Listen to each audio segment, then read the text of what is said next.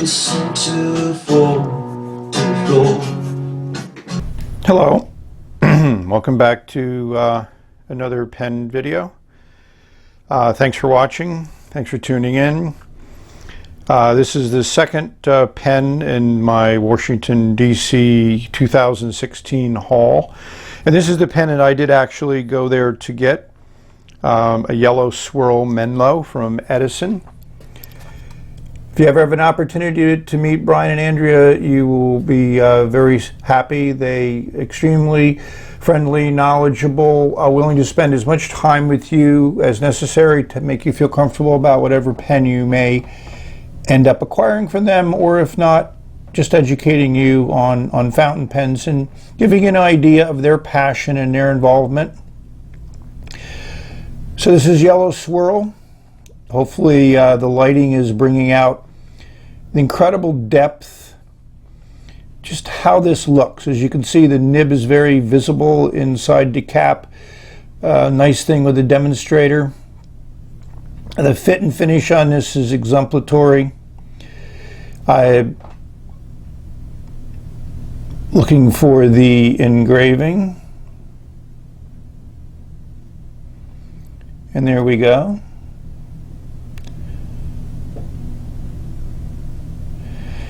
This is just an absolutely beautiful, stunning pen. I would say from a aesthetics viewpoint, from a functional viewpoint, from a writing experience, this has no equal. An unscrew cap. And again, beautiful that the whole pen is made out of the same material. Everything fits together extremely well. This fits nicely in the hand. It's a good length. It is on the light side as weight. Brian has all the dimensions on his website, and many people have given you those dimensions, so I don't see any reason to repeat them here. But hopefully you can enjoy what I enjoy, is just looking at this pen. The standard Bach nib, Edison logo on it, kind of similar to what we had on the Bexley's pens and Franklin Christoph and others, I think. So I thought rather than do a comparison against other pens, I would compare the two Edison pens that I purchased. Both of them purchased at the DC Pen Show, 2015, 2016. So maybe I'll make a habit of buying at least one Edison every time I go to the show. I mean, I enjoy doing it at the show because you really get to see the pen, write with the pen, talk with Brian. I mean, that's part of the experience, and I find it to be very, very good. These are two completely different pens. This is a Model 76, which is also part of their signature line. And of course, I fell in love with this acrylic. The color combinations, the depth, the citroyency. This is also a big pen on the large size, but has a nice section on it. I got it with a gold nib because when I do a pen like this, which I consider to be adding to my collection, I like to tend to get gold nibs in them. But I've learned over time that you can experience just as well the writing with a steel nib. So just take a look at these two side by side. I mean, two completely different types of materials. Obviously a cartridge converter pen versus a bulb filler, but you know, the nibs are very similar, but the gold nib does have a really nice logo on it. And I like the simplicity. I'm not a fan of the scroll work and other things on a nib. It doesn't add anything to the writing experience that I enjoy. Just a nice logo on it. You know, when you put these side by side, you know, lengthwise, the Menlo is actually a little longer. The section is about the same. So that's nice. The one thing that's different is this does not post, and it was never designed to be posted, where you can post the Menlo. So hopefully that's nice to look at two Edisons that hopefully someday you'll get a chance to have an Edison of your own, experience it, and enjoy it. Right on.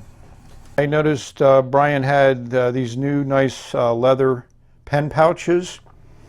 So I picked one up, and to me this is the perfect way. I mean, when you're making an investment in a pen, and it's not a small investment, it's nice to have something of this quality to keep it protected.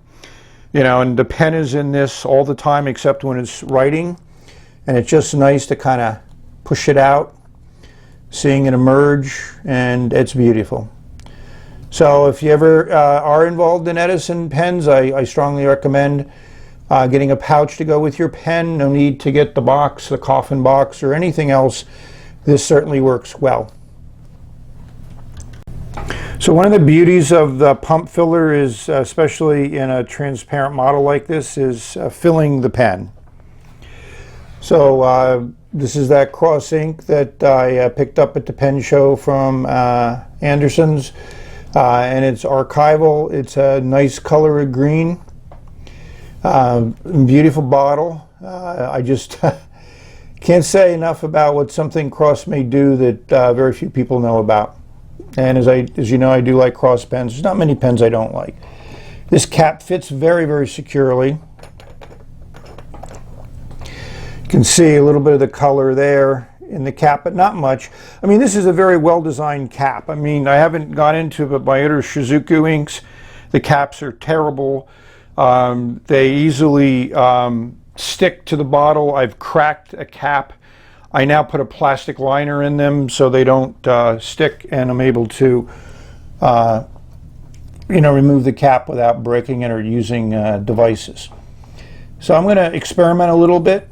This blind cap comes off, revealing the pump mechanism. Sorry about that, you're off camera. Brass. I mean, Brian uses only the best materials when he builds his pens.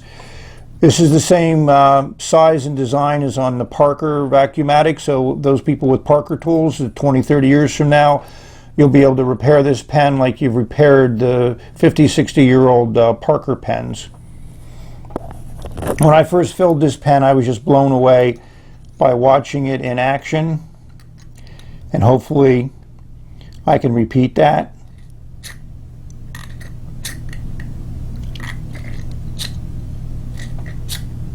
You can see the ink bubble up. I mean, it's so nice.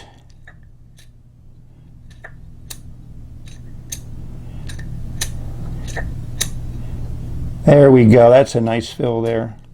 Kind of hard over the camera to make certain that the nib is fully submerged within the ink. If I'd have had this, I wouldn't have run out of ink on the Bexley video that I did. So I'm not going to play around and risk anything over the camera anymore, so I'm going to off camera put the pen back together, recap the ink, and the cap goes right back into alignment on the bottle, which is really beautiful. Bring over the pad. We can see the residue from the Bexley. Doing a wipey wipe on the Edison. So I got this in a extra fine nib. I talked to Brian about what I wanted to get. This is for Janet. She loves extra fine, so he said no need for gold in an extra fine. He felt that the steel nib was more than adequate. Again, this is not a pen for me, but it's an extra fine, so you're going to get a fair amount of feedback from writing with it. You only need a light pressure to get a good line out of it. Now, hopefully the green of the cross ink is coming through. I mean, this is really green.